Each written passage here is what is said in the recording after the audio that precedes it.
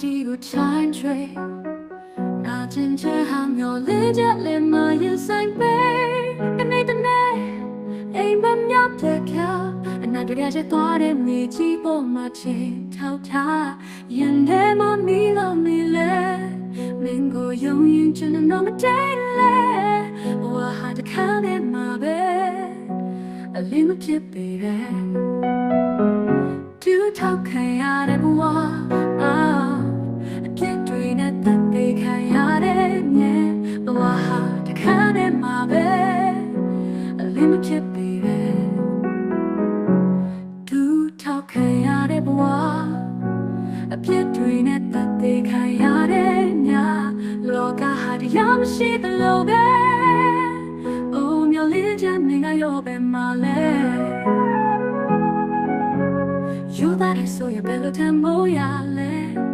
အမှန်တရားဟာအိမ်မက်ထဲမှာပဲအာဟာရတွေအားလုံးမြည်သာနေသိမမလားဒါကဘဝပါဒူးထောင်းတဲ့အောက်ကနေမင်းသားဟာတခါနေကလောကရဲ့မျက်နှာပျော်ရွှင်ခြင်းရဲ့တံမိုးကြီးစုကိုမပြူစေခြင်းတော့ပုံမရောက်ပြီပေါ့တူထောက်ခံရတဲ့ဘဝမောင်တွေကဖြစ်တွေ့ချလောကဟာတရားမရှိသလိုပဲအိုးမျောလေးချမ်းနဲ့မင်းပဲမရှိလေ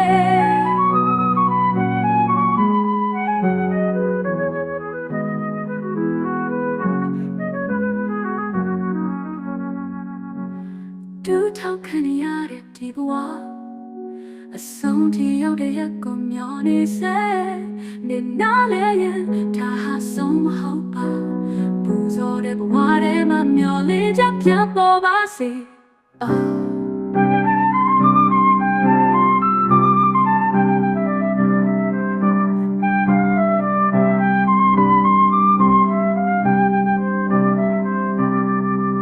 တူထောက်ခံရတဲ့ဒီဘဝအဆုံးထိရောက်တဲ့ရက်ကိုမျောနေစေနေနာလေရင်ဒါဟာဆုံးမဟုတ်ပါပူဇော်တဲ့ဘဝထဲမှာမျောလေးချက်ပြန်ပေါ်ပါစေ